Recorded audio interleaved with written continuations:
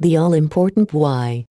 Thoughts in regards to suffering and the meaning of our existence. Erdmutter Tannhäuser. Lübbecke. 2021. Content. An old school teacher writes and draws for her fellow men. She would like to make a contribution in regards to confidence, faith, courage and trust in times like these. Starting with the question, why does God allow all of this? She gently spreads her spiritual knowledge in front of the reader. At the same time, she confesses to what gives her own inner strength. Everything has a deeper meaning. God has not turned his back on mankind. But as human beings, we have to pause and to strive to recognize the major coherences. Where do we, as souls, come from, and where do we go? This takes time and effort. But we can gradually build our understanding and our inner attitude so that we can wander through life more relaxed and with more confidence, also better deal with the greater and lesser catastrophes our personal life brings with it. And over time, we will gain a certitude that will help us look calmly towards our own demise. Because it is the beginning of a new period in our life. The author. Born in 1940 in Silesia. Formative impressions during childhood and youth from flight, expulsion and the poverty of refugees. Disposition towards the Protestant Church and intensive piousness, enthusiasm for music and musical instruments. Primary school teacher teaching the major subject of music. Married with 2 daughters. Sudden death of husband in 1978 and the beginning of her spiritual quest. Member of a spiritual circle between 1982 and 2007 with drastic, life-changing consequences. Active in various care facilities since 2004 in an honorary capacity, emphasis on teaching music, giving spiritual support and individual care. Writes for her fellow men with an urgent desire to contribute towards more faith, consolation and confidence. Dedication. This book is dedicated to my fellow human beings that were born disabled or ill. To parents that have lost a child or whose child has taken its own life. To people who visit their relatives in clinics, nursing homes or hospices and go home filled with despair and hopelessness. Those amongst my fellow men who receive the news that they only have half a year to live. Those that have burdened themselves through severe misdemeanors and whose feelings of guilt will not allow them to find peace. All of my fellow men who feel depressed and despondent due to their present situation. And those that are afraid of dying, illnesses, death and calamities within their family. And above else, those that say that they cannot believe in anything.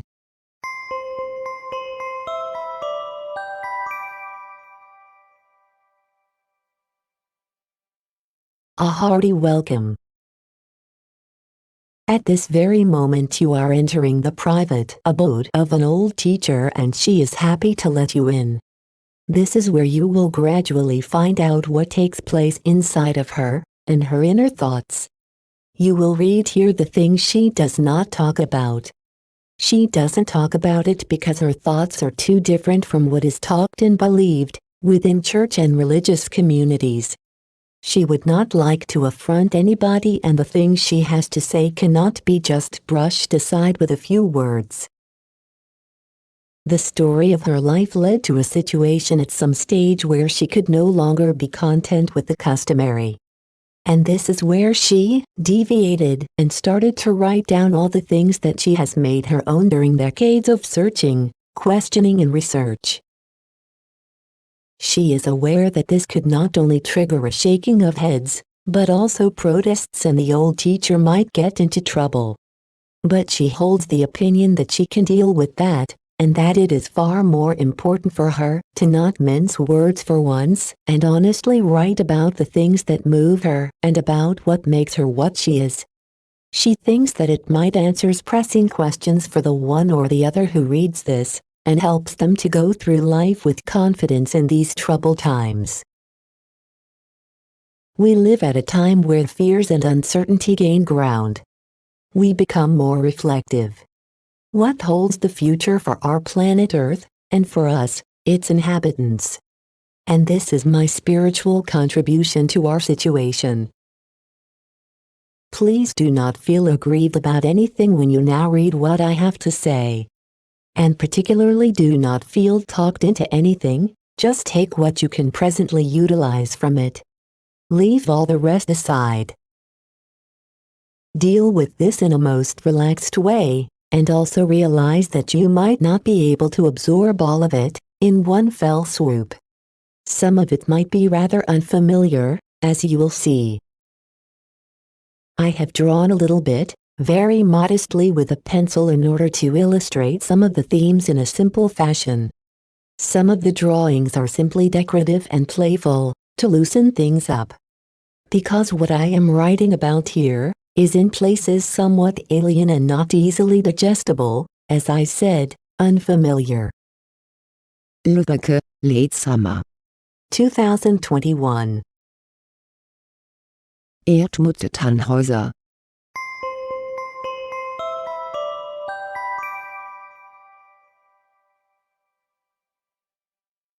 The all-important why. We sat once again around the kitchen table. My friend had complained again about her hardship, illness, fears and insecurities. There must be a reason why this is happening to me, she wailed. What could I have possibly done wrong? She really tried to do everything correctly, according to her own belief system. But she talked about guilt and punishment in spite of this. How often have I tried to talk her out of this idea of guilt and punishment, and also this constant self-accusation? And I tried once again to give her my views about the meaning of life and our suffering. She asked her questions, and she must have been in agreement of what I presented to her. When I had finished, she asked, "Could you not put everything that you just told me to paper?" "That would be a lot of work," I answered. "And you wouldn't read it anyway." I do know that my good old friend often lacked the concentration to read longer coherences due to an illness. "If you write it down, I will certainly read it," she promised me. Oh well, so I promised her that I would write it down. "But I will add a few more things to it," I said to her. "You must however give me time to do this, because it will take some time." She agreed and promised to be patient. I now have a promise to fulfill. I will write in such a way that my friend will find it easy to understand. I also take my other fellow human beings into consideration, because they might also find that my writing could help them one day. Because great perplexity reigns in regards to diseases, suffering, and dying. It always has, and does particularly so, these days. It is the all-important why. How did it happen that I, as an old woman, often act as a comforter in the nursing home next door, and other places? It simply developed from my way of life. It is based on the fact that there have been times during my life where I was in desperate need of consolation myself. Times when I did not receive any myself. Let me start at the beginning. I was 38 years old at the time, and the year was 1978. I still remember clearly how it feels to be young. We were so energetic, optimistic and unaware. We were healthy, our children and ourselves. We were building and we established a large garden. It was simply wonderful and everything seemed to be so self-evident: family, job, property, success, friends. Yes, and then came the moment, out of the blue, when I stood next to a coffin. My most beloved was lying in this coffin, pale and silent. No power in the world could wake him up and make him breathe again. He was simply dead, conclusively dead. What a shock. I no longer understood the world. A place was now irrevocably empty. But life had to go on. And it did go on. But there was a deep wound inside of me in perplexity. Why was all of this like that? How could a young life come to such an abrupt end? I was naturally aware that such things happen to others, but only from a distance. But this here? I now found myself in the middle of suffering and disconsolation. But whilst I functioned in my daily life, the great questioning and search began. It doggedly stirred inside of me, over and over, and this for many years. It was the question about the meaning of our life. It was also the all-important why. What was it all in aid of, I thought? This being born and then to die? And what we call life lies in between. But what kind of life is it? A small section of mankind has a more or less good life, but most people by far live in hardship and poverty, with diseases and exploitation. Other questions were added later. Why is it that children are born already ill and handicapped? Why must some people walk around with an ugly face all their life? Why must this mother die before her little children? And these days, why do swarms of locusts eat the whole harvest of people in Africa? Why renewed earthquakes and no roofs over the heads of these poor people? And it usually afflicts those that are poor in the first place. Why all these terrible diseases? And now this virus into the bargain. Nobody knows how this will pan out. And then these terrible wars. The inundations. Burning forests and villages. Calamities all over the world, wherever one looks. But it is written somewhere that there is a God who represents love. But who can actually believe this? If he was really almighty and love personified, he would allow this, or how could he just observe this?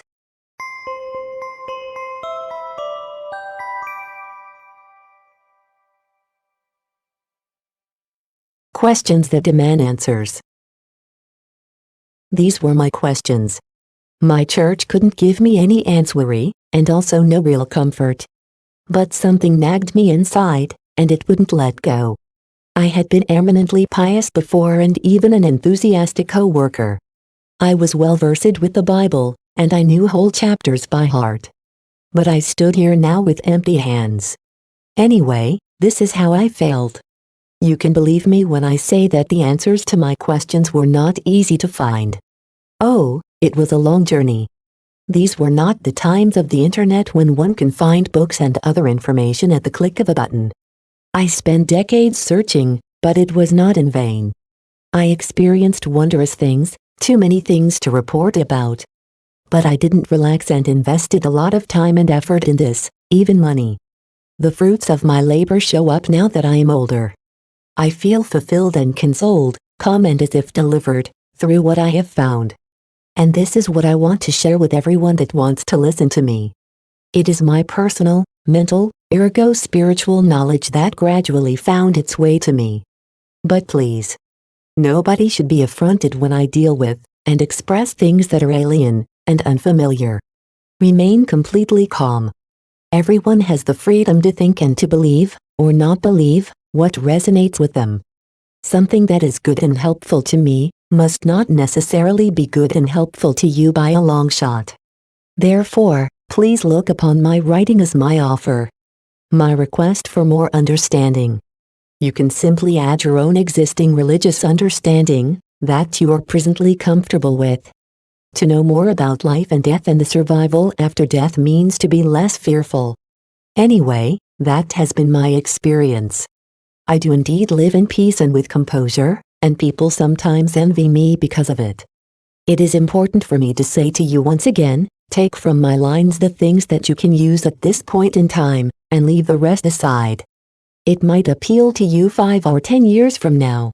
I consciously turn to those amongst you that say of themselves, but I can hardly believe it and I don't know whether I really want to. I am pretty sure that you will find something when you read this that you comprehend and that is applicable to you.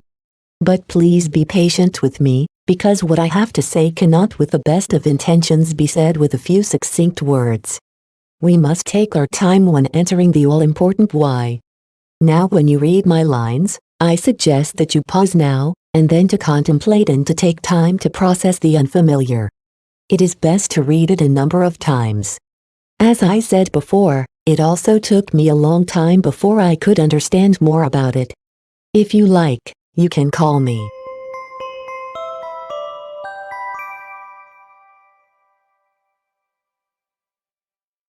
The visible and the invisible.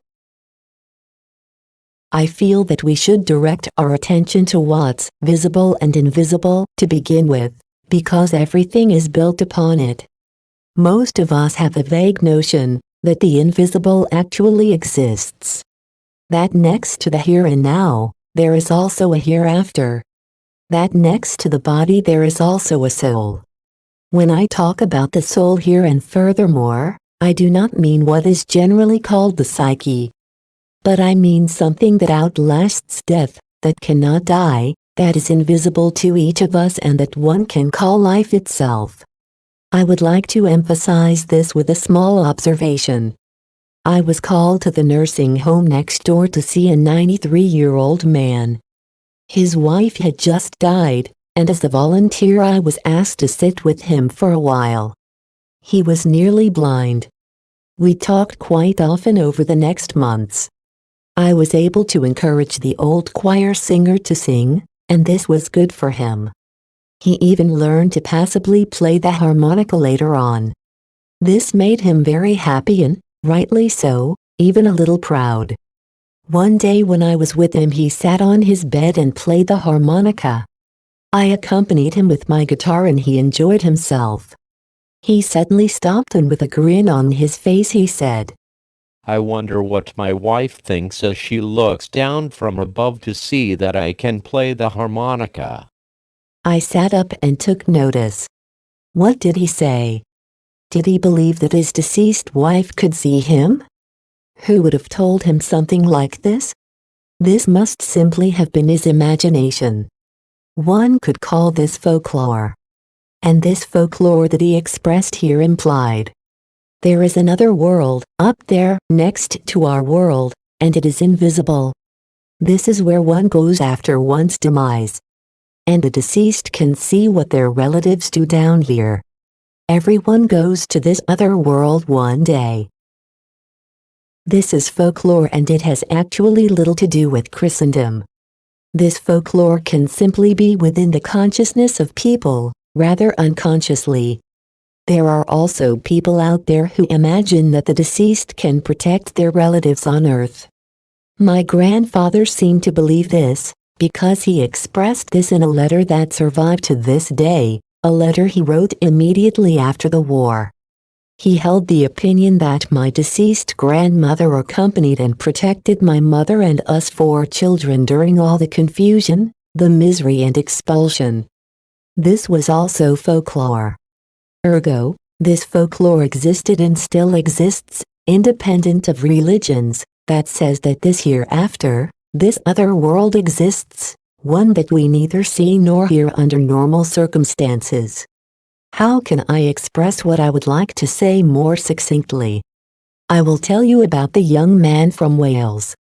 Wales is a peninsula that can be found on a map on the left-hand side of England. It is known for its wonderful scenery, its glorious choirs and lots of free-roaming sheep.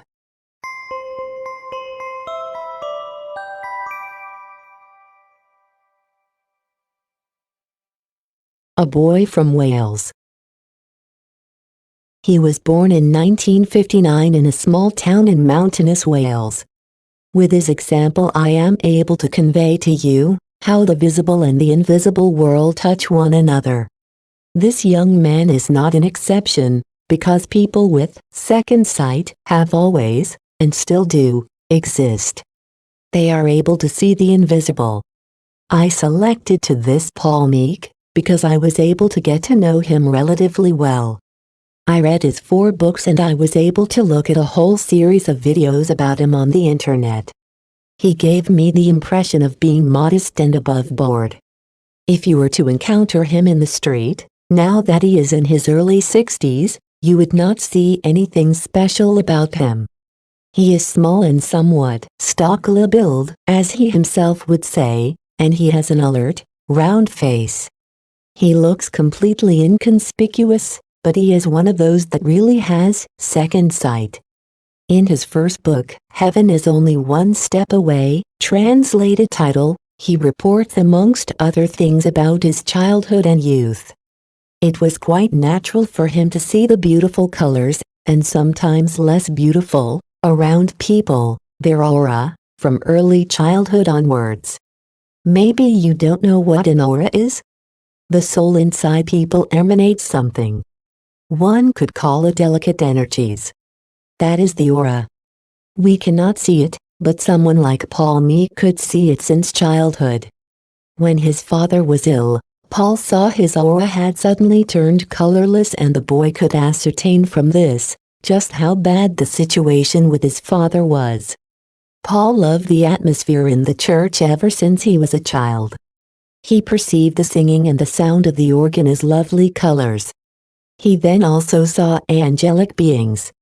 He was naive enough to think that all of this was a part of it and that all the others could also see what he saw.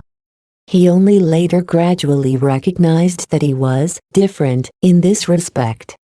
He was clairvoyant. Paul Meek writes that apart from this, his childhood and youth was far from being rosy. He was the oldest of 6 children. His father was a miner, like almost all the men in Wales at that time. They lived in their own house, but money was always tight. When his father became ill, and lost his job due to pneumoconiosis, dust in his lungs, money became even tighter. The mother did what she could, but life was at times very difficult. As the oldest, little Paul had to diligently help.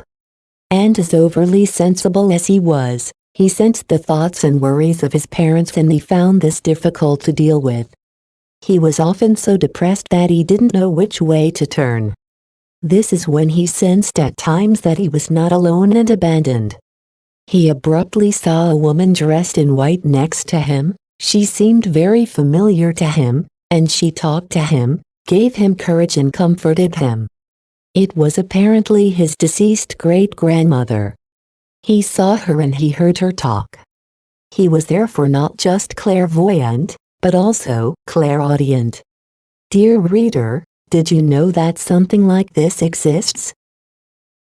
After such an experience, something he kept to himself, the youngster once again had the energy to live his life that he perceived as been very hard.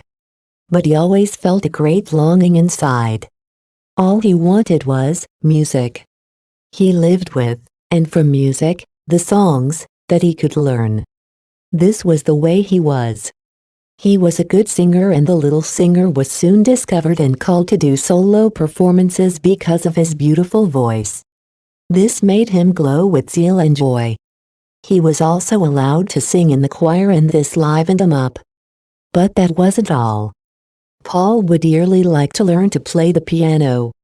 This was his most secret and dearest wish. But he was well aware that he could not burden his poor parents with this also. How could they possibly buy a piano and also pay for lessons? He knew that this was not possible. Secret tears flowed now and again. But he also received his clandestine visits that nobody apart from him could see. He was consoled and also assured that he would surely receive his own piano one day.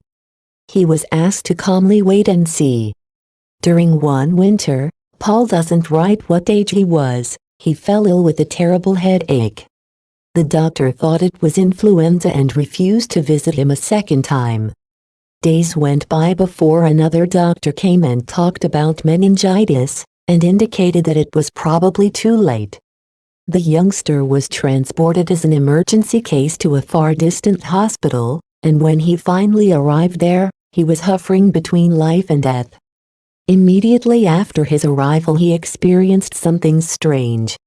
He saw how he separated from his body, and how he hovered under the ceiling from where he could see his crying parents, the doctors and the nurses.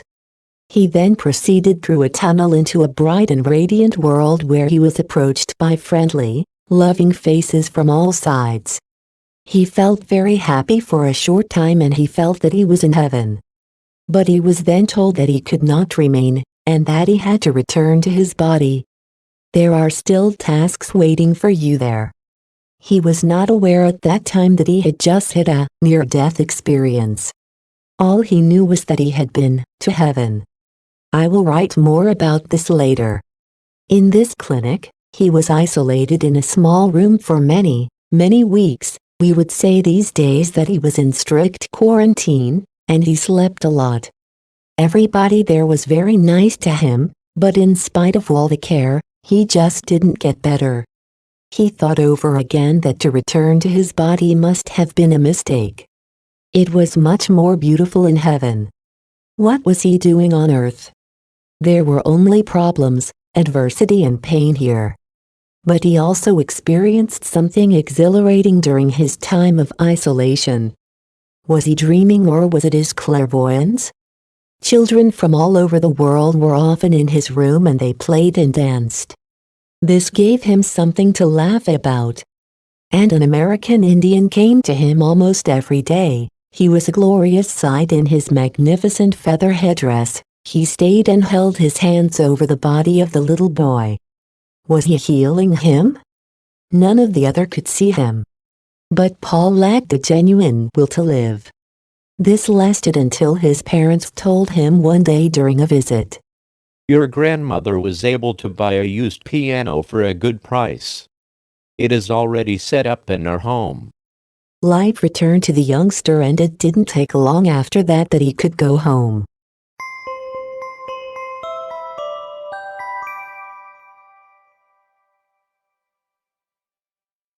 Special talents. Life went on, and it was filled with school, choir singing, visits to the church, helping his mother, and now also practicing on the piano. Singing lessons were added, and he earned the money to pay for them with babysitting. His clairvoyance was talked about. Many people in Wales believed in such a gift, in second sight, in those days. Adults sometimes came to see him to ask him in all seriousness whether he had a message for them. And he simply voiced the things that came through in images, words and feelings. Dear reader, you might have noticed this was more than clairvoyance. This young boy wasn't just clairvoyant, but also psychic, because he was able to receive and pass on messages on the side. He was a channel between the hereafter and the here and now. And he accepted this. He didn't give it much thought, because he had already noticed that he was different. He was rather pleased to be able to do people a favor. When he turned 14, he got to know a different church, the Spiritualist Church. It didn't look much different from a shed on the outside. But he met people here that were like him, clairvoyant, clairaudient, clairsentient and psychic. He immediately felt at home there, well looked after and above everything, understood. The Spiritualist Church is a church that was established and is recognized in England, but it must be financed and maintained by its members. Young Paul found himself attracted to this church to an even higher degree. One immediately recognized his eminent psychic gift there, and they carefully and lovingly encouraged him. I only want to touch upon the following briefly. Paul received a grant and he was able to study singing and playing the piano in London, something he had so dearly wished for. At the same time, he trained to become a medium according to English traditions. He gradually turned into a channel between the here and now and the hereafter, and was able to help people. These were very emotional and educational years. England seems to have more people that are drawn towards the supernatural than Germany. More people seem to be open to the things there that we here only acknowledge with great sepsis. Namely that a connection between the here and now and the hereafter is possible, and that can be beneficial. Paul turned his special gift into a career later. But he utilized his singing voice to earn money and to hold his head above water. He sang for years, amongst other places, in the opera choir at the Bayreuth Festival, and he soon took up residence in Munich, from 1992, where he was in turn also made welcome with his psychic abilities. It was, and it is his special gift to establish contact with the hereafter. According to English examples, He held so-called sittings, ergo meeting with grieving relatives of the deceased. He was, for instance, able to say, I see a man behind you, who puts his hand on your shoulder, and who is lovingly looking at you. I received the thought that it could be your husband. I recognize that he died in November from lung cancer. His birthday was in May. He was an ardent angler. He would like to say something to you. These few words alone allowed the widow to recognize that it was indeed her husband that Paul saw. She recognized on hand of this that her husband lived on, and this in itself was a comfort and a reassurance for her. One has apparently better understood in England that a lot of suffering and desperation can be avoided when the mourning relatives can recognize and experience that the deceased do actually continue to live, but as a soul in an otherworldly body in this otherworldly world.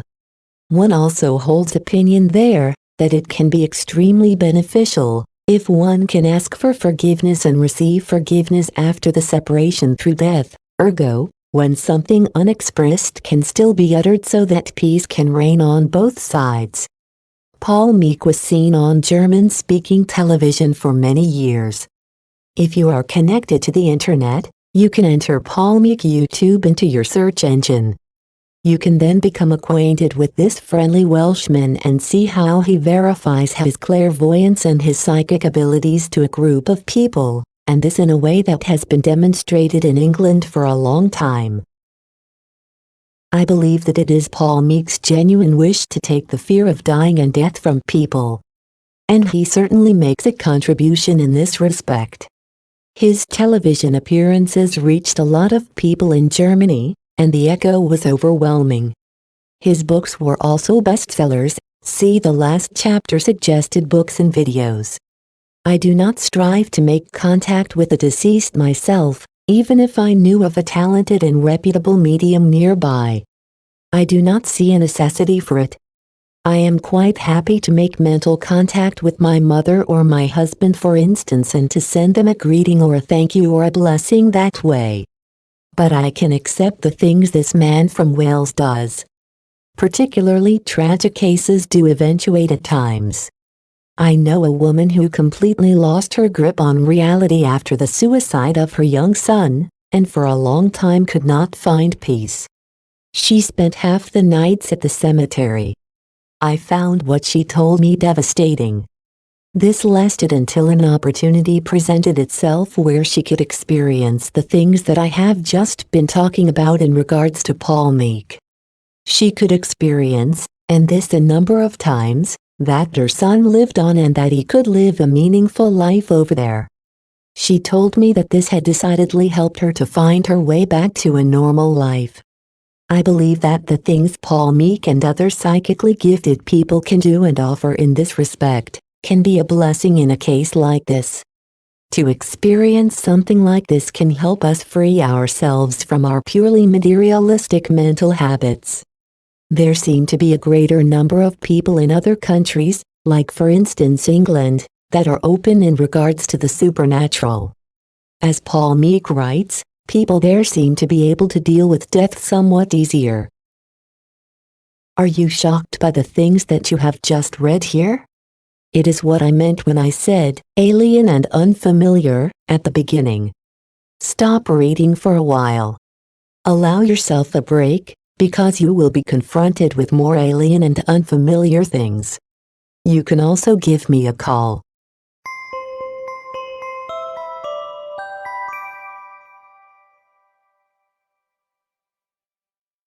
News from another world. Something Paul Meek probably did to a lesser degree was channeling. What is channeling?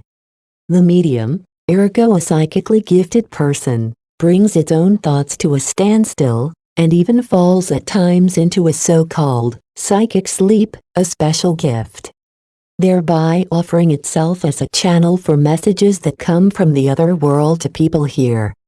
Often long lectures occur in this way, so for instance about Jesus, about the spiritual otherworldly world, about the meaning of life and about passages from the Bible that seem incomprehensible to us.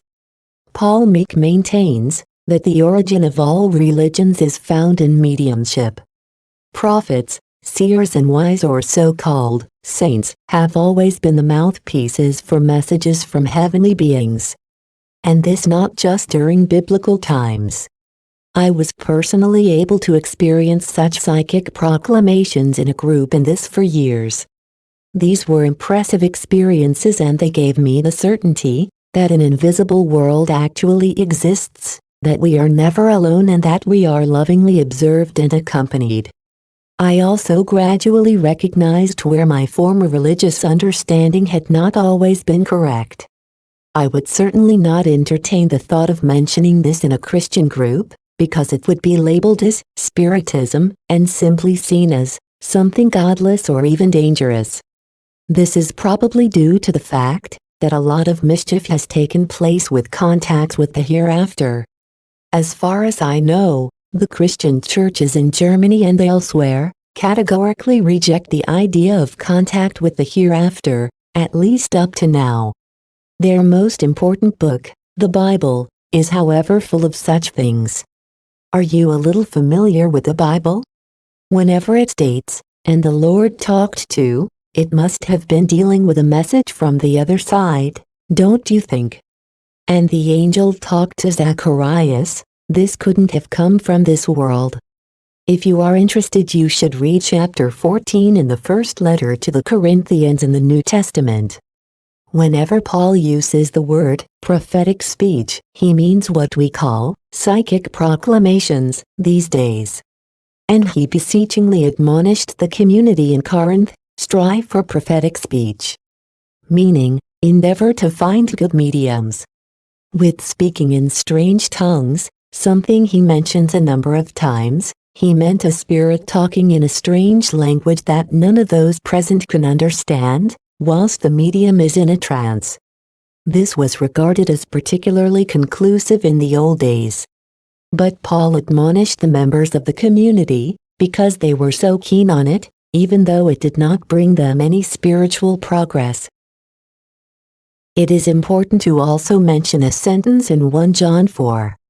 Dear friends, do not believe every spirit, but test the spirits to see whether they come from God. Because many false prophets have gone out into the world. To know this is imperative. Not everything that comes from the other side of the veil is automatically positive and true. Because there are also dark spirit entities. Dear reader, I imagine that you have never heard something like this. But this theme, news from another world, is important to us if we want to answer the question of the all-important why. We should simply know more about it. A lot of things have happened in this respect in our time, I mean the last 150 years to today. A lot of circles have gained renown, circles through which spiritual messages filled with wisdom reached people and still reach people today. As I told you, I experienced this firsthand for years myself. This happened and is still happening, as far as I can know, not only in America, but more intensively in England and Brazil, but also in Germany, Switzerland, Japan and surely in lots of other countries that I have no reports about. Such messages from the hereafter are mostly recoded on tape these days and then transcribed later. How our knowledge about the world of the hereafter and about life after death has expanded through this is simply overwhelming. Seeking and questioning people have unimagined opportunities to gain more insights these days, also through the internet. I am presently reading, for the second time, a thick book by the Swiss psychologist Beat Imhoff titled, Wie auf Erden so im Himmel. The amount of knowledge, citations and documentation this man collected in regards to the theme, life after death, is hard to believe. The knowledge about the hereafter becomes ever more comprehensible these days through such books. Christian theology has, as far as I am able to assess this, stood still by sticking to its old statements, rest until judgment day, resurrection of the dead, last judgment, eternal damnation, heaven and hell, purgatory etc. May God give him or her eternal peace. Or we hope for the resurrection on Judgment Day, is quoted at funerals. What kind of peace is this supposed to be for those that lie in a grave to gradually decay? And then the resurrection after an undetermined length of time? This is something that I could never really believe. I am convinced these days that we continue to live immediately after our demise. And a lot of people also believe this in the meantime. More about this later. I knew nothing about life after death when my husband suddenly died. I only had a completely blurred inkling about it. In my grief and my search for comfort, I avidly acknowledged, tested and contemplated the new insights that I gained from psychic proclamations, when the time was right. A lot of it was plausible and comprehensible to me. It warmed my heart and invigorated me like I never experienced before. And there was nothing there that could have scared me, on the contrary. My world of thought and my view of the world gradually changed. I could never again think the way I did in the past. But what was the result of my search? I am completely aware that it might not be obvious to some readers right away. But I dare to report what I found in spite of this, and I will carefully turn one page after another.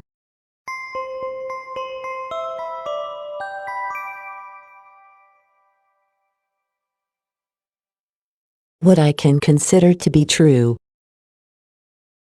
As I am writing this chapter, I specifically think about those amongst my fellow men that say about themselves that they find it very hard to believe in anything. I can understand this completely, and this is why I do not want to be too intrusive when I write about what I can consider to be true. Therefore, after all that I ever heard and read about otherworldly messages, I can only come to the conclusion that this higher power actually exists. This is being confirmed by the hereafter over again. Some people have this knowledge instinctively from early childhood. In Christendom we call this higher power God, Lord, or Father. God is invisible and unimaginable to us. But what we can see of God are His enormous works.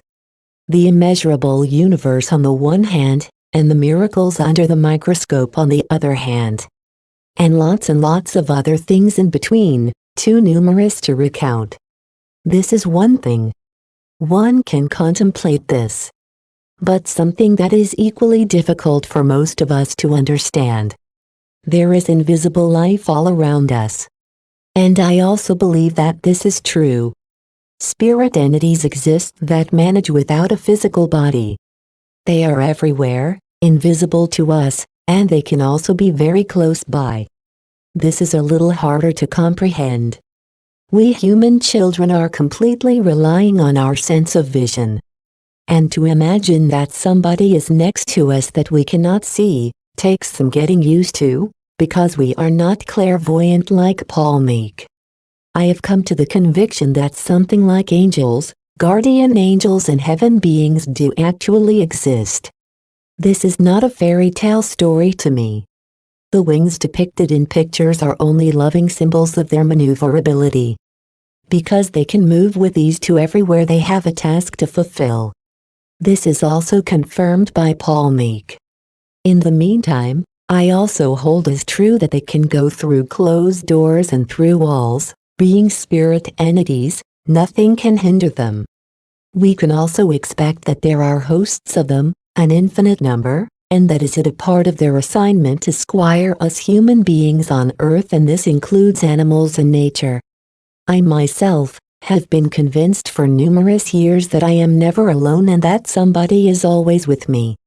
There is also an infinite number of other spirit entities, bright ones and dark ones, good ones and not so good ones, and even downright malicious ones. We can also imagine the souls of the deceased as spirit entities, as spirit people. They can be invisibly around us. A lot of completely normal people have experienced this, naturally also in the past. A lot has already been written about this. Why do we find it so difficult to deal with the invisible? We are actually constantly dealing with it. You might ask, how do we deal with it? Dear reader, we deal with it when we turn our radio on. Radio waves are everywhere. Nobody has ever seen them, but they do have an immense effect. We could not listen to the radio if these invisible radio waves did not exist. The same applies to the reception of information via our modern telecommunication channels, like for instance smartphones. Or, nobody really knows what electricity is. Or can you explain electricity? Electricity is also invisible, but it works. We can see its effect when we stick a connector into a power point. Invisible energies are at work everywhere. Radio waves, mobile phone waves, microwaves, X-rays and radioactivity, they are all invisible. Therefore, why should my guardian angel not be standing or floating next to me and look after me? He does not require a physical body like me, and he can be very powerful in spite of this. I find this easy to believe. Have you ever heard of Kirlian Photography? It was invented during the last century. One can photograph parts of the human aura with it, ergo make it visible, and lots of other things too. Because all living beings emanate something, even stones or homeopathic drops emanate something. I myself have seen how such photos were produced. One can therefore make a lot of things visible these days that are normally invisible. Independent of this, we human beings are simply more than flesh and blood. We are more than just skin and bones and organs. This is an assertion that you, dear reader, can surely comprehend. You can actually feel that you are full of thoughts, sensations, feelings, knowledge, inner visions and memories, and all of us emanate something invisible. After all that I have written so far, you can come to the conclusion that the survival after our demise is quite a normal thought to me. The things that happened around Paul Meek do therefore not surprise me at all. It is a matter of course to me that human beings continue to live as souls, as spirit entities after their demise, exactly the way we do but without this physical body. We as souls do not experience death. We continue to live, on and on. It has also become gradually clear to me that, my soul, my life as it were, something that is also called spirit spark or divine spark, is actually my real me. Only my body can be dead. It does indeed decay after its demise. To understand this and to have this attitude towards life is a great step in our human existence. I mean that those that have adopted this simple truth live differently, more knowingly. On another subject, I do find that we can easily use the term heaven, because according to all the reports that I have read, this glorious, bright and well-ordered world up there does really exist. All of them say and write the same. We do find it difficult to imagine it at first, but it has become something natural to me in the meantime. Yes, and what about this so-called hell? We heard this word now and again since early childhood, even if it was only in a Punch and Judy show. What I found out bit by bit was that very dark, cold, boggy and disgusting regions do actually exist on the lowest levels of the otherworldly world. One doesn't wish this on anyone, namely that they end up there. Souls, that were really abnormally evil during their time on Earth, live there amongst snakes and monsters, souls that prefer to remain unteachable, cruel and detached from God. They remain there until they change their mind and are prepared to receive help. Something that absolutely does not exist is eternal damnation and eternal agonies in hell, something the Christian churches mistakenly still preach. I find it irresponsible and really bad that churches that call themselves Christian churches still instill fear in people's hearts with this. The simple facts are: everyone that is still in possession of a tiny spark of goodwill will be helped to gain more light. What I have described so far does naturally not suffice to answer the why question by a long shot. I must ask you to have patience. I must write about a few other fundamentals before I can deal with this question. The following chapter belongs to these fundamentals.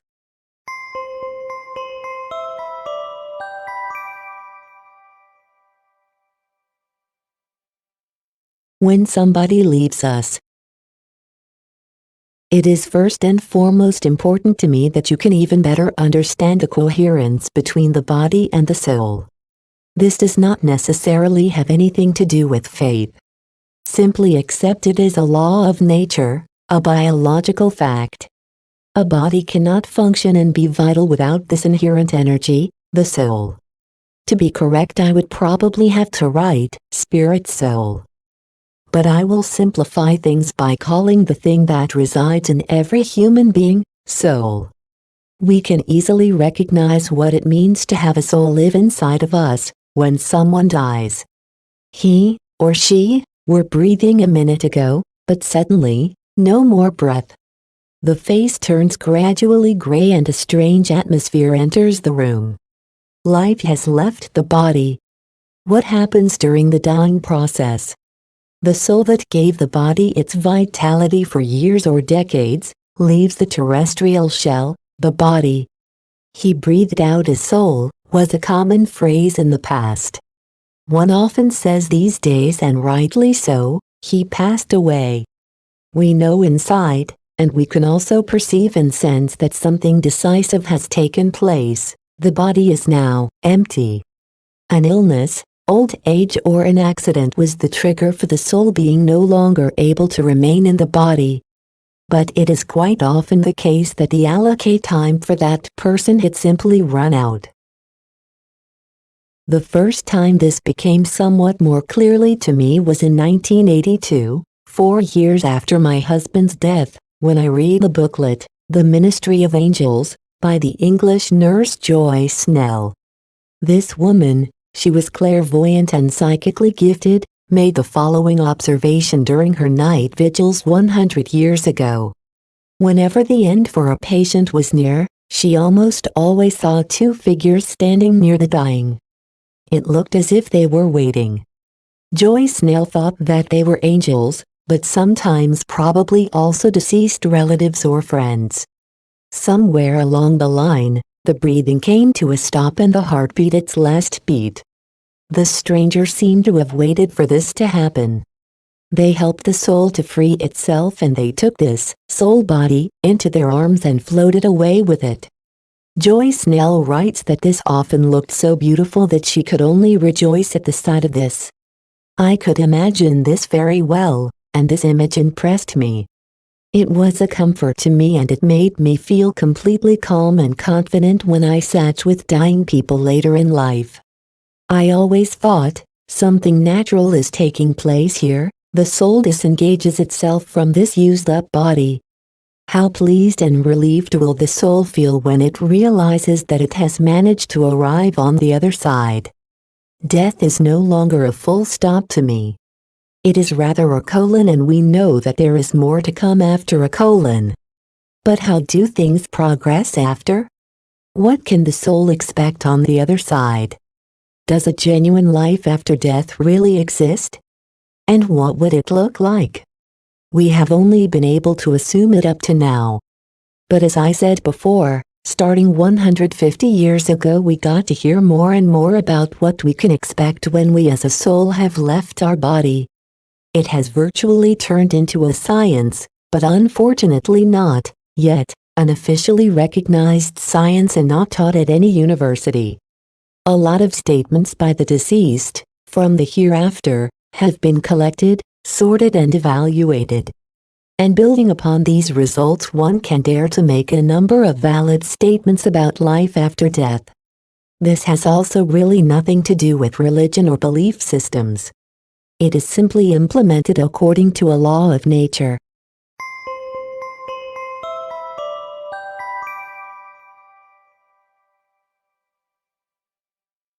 From this world into the other.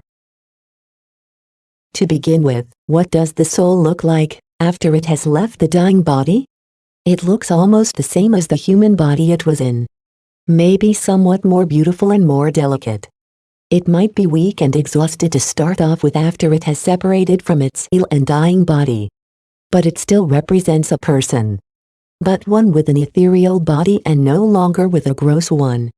And this is why it retains many of its capabilities like hearing, seeing, thinking, moving, remembering, etc. As before, it has its consciousness, its ego. A clairvoyant person would recognize it in its disembodied state without any problem. After the separation from its physical body, the soul is brought to the world of the hereafter where it is supposed to recuperate and to regain its energy.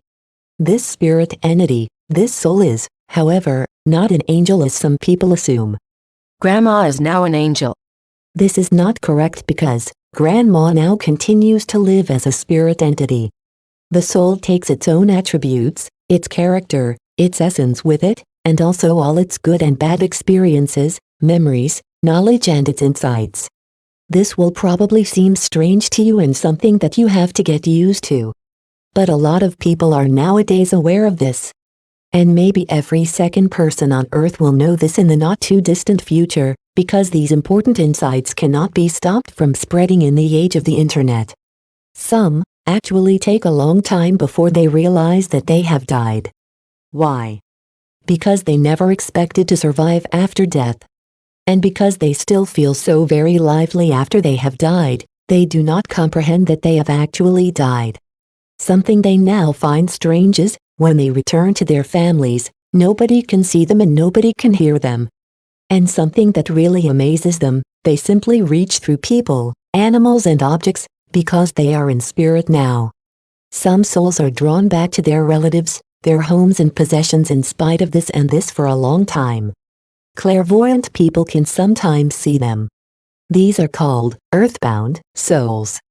I already knew from the 80s that we live on after our demise. But I initially could hardly imagine how this could be. We had these cartoons, sitting on a cloud in a nightdress playing the harp, that was heaven. But this surely couldn't be right. But then certain books came my way, one after the other. Some of them are described in more details at the end of this script. And I started to read. My world of thoughts slowly filled with images and imaginations about what we could expect once we found ourselves on the other side one day. This was really helpful to me, because the hereafter was no longer an empty space to me. In my Father's house are many mansions. John 14:2, these words from Jesus gained a completely new meaning. Ever since then I have this quiet confidence and certitude that everything will turn out all right. Things will also turn out just fine for those that will die in the nursing home next door. All human beings do indeed survive as souls and they will also have their place in the other world.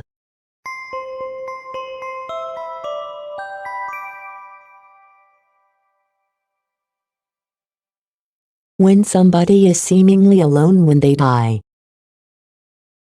A great wailing goes through the land during these times. I couldn't even say goodbye to my husband. Or to my father or my mother. I personally experienced how relatives bitterly suffered because of this. He died all alone. I wasn't allowed to go to him, because I was in quarantine myself. He was all alone when he died, because I wasn't allowed inside the hospital.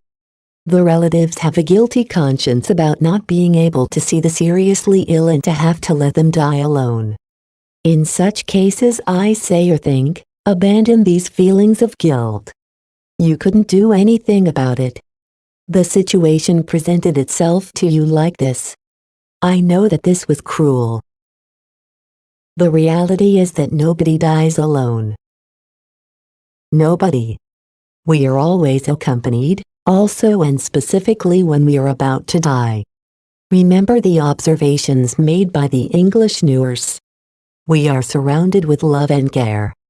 We will actually feel this, and we will eventually become completely calm.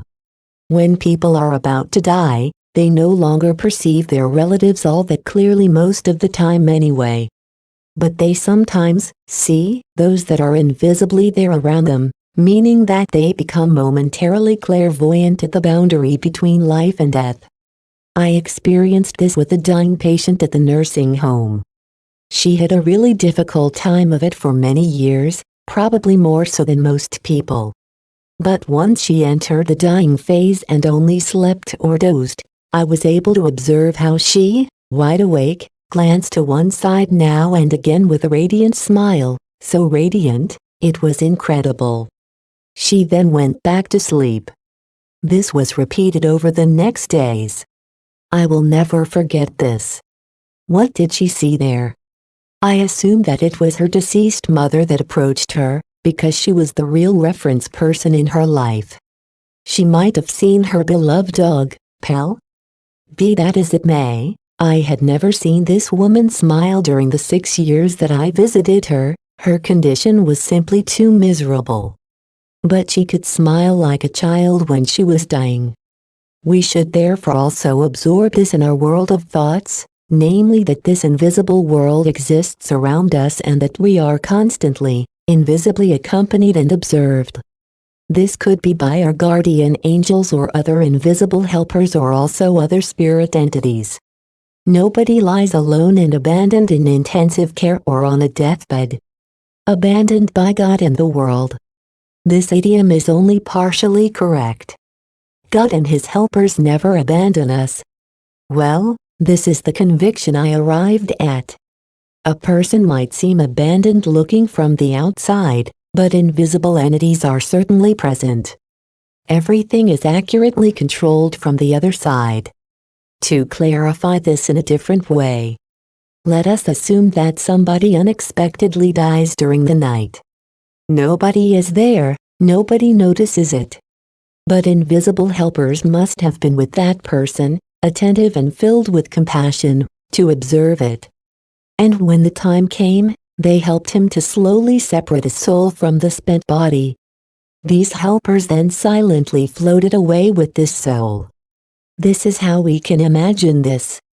This is probably the case with all others that die alone, the soldiers during wars, the mountain climber who falls to his death in the solitude of the mountains, all the people that instantly die in an accident, their souls are collected, lovingly salvaged and taken care of. A plane was intentionally brought down in the French Alps a few years ago. Do you remember this? The pilot had been mentally ill. Only tiny parts of the bodies remained. They were strewn all over the rocks in a wide circle, a terrible sight to contemplate. Or, these corpses could not be recovered and buried. But these souls were recovered and taken to the world of spirit. This gives me consolation, probably to you as well. These souls must have been incredibly distraught and confused. To be flung out of one's body so abruptly.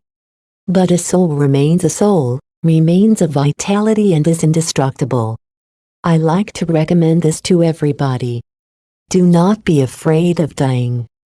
What happens before you die can indeed be really severe and grave. But it does come to an end sometime. Dying in itself is not terrible. It only takes a tiny moment, like a short instant of unconsciousness, and one is able to see one's body from outside.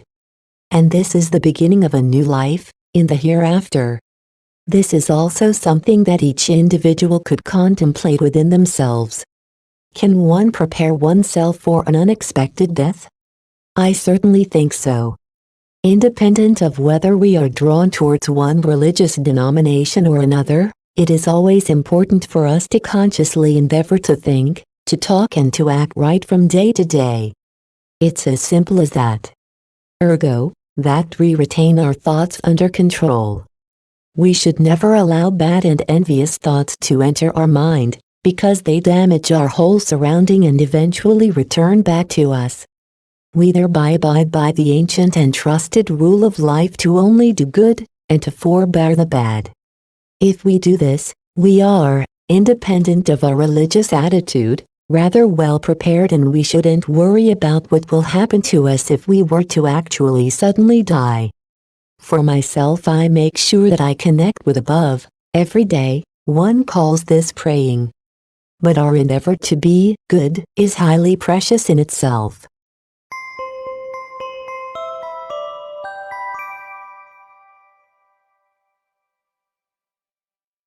One calls this near-death experience.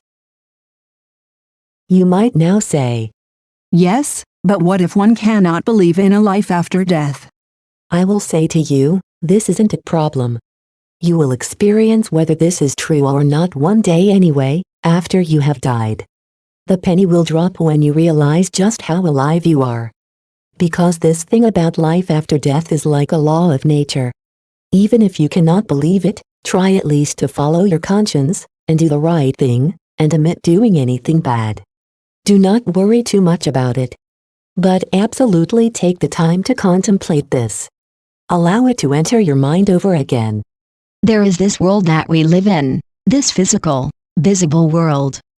But there might also be an otherworldly world, an ethereal one that we cannot see.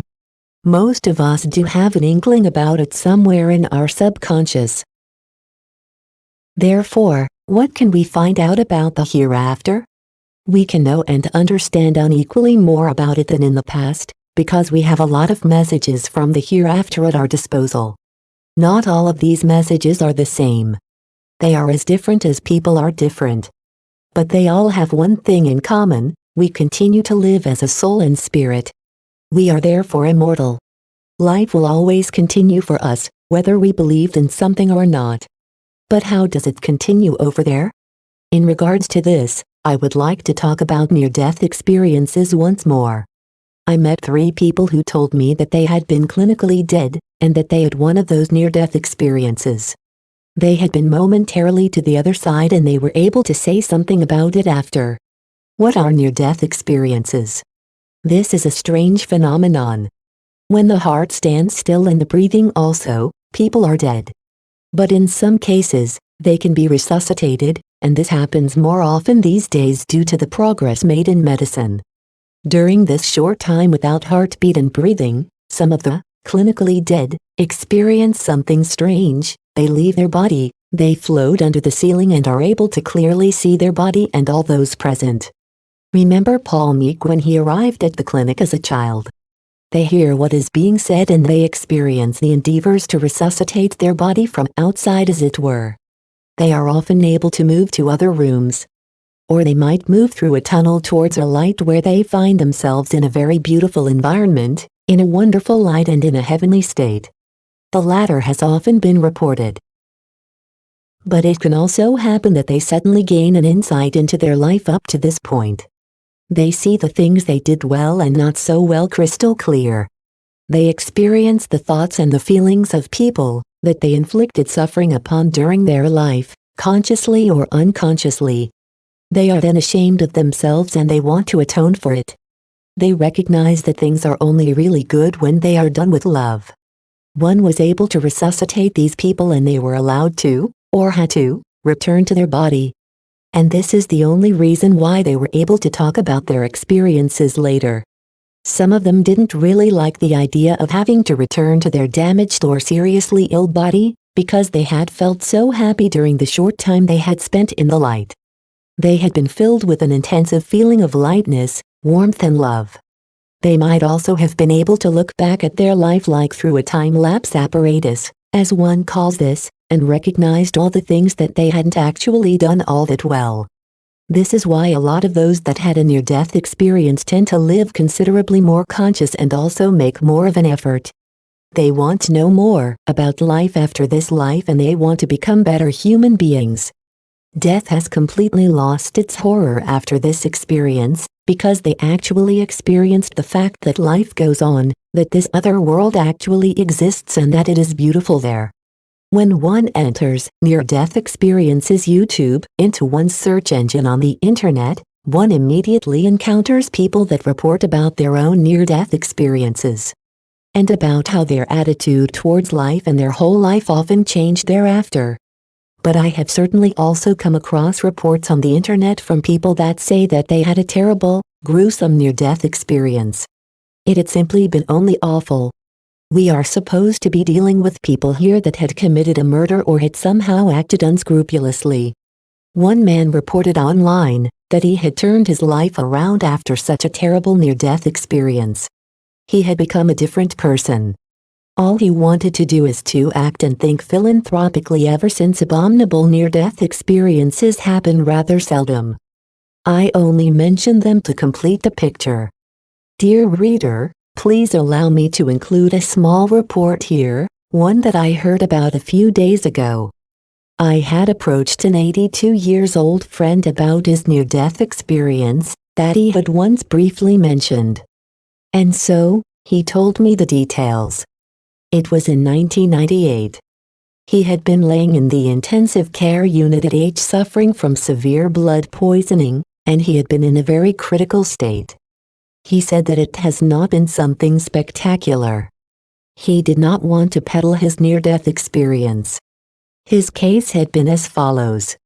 He initially experienced a review of his life, as he called it. He saw all the good things and all the bad things that he had done. It had been akin to giving account for his actions. But the good and the bad had balanced themselves and he had been relieved. He had not gone through a tunnel as others often report. He had simply found himself in what he thought was heaven from one moment to the next.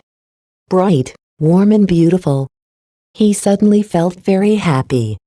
He wandered through an olive grove. It was so warm and he felt infinitely well. He then saw a white house that had green stripes on its doors and windows. You know, as decorations. I thought, there must be people here. I walked towards the house, and I was suddenly brought back. Dear reader, you can take a somewhat longer pause at this point of my exposition and say to yourself, this is enough for now. You can put the script aside for a while to allow what you have read to sink in, as it were. I write this because I know from experience that one cannot deal with so many new things all at once. One might also find it difficult to leave one's existing religious beliefs and views behind. One doesn't have to do this. But one can acknowledge the new and contemplate it. If you like, you can call me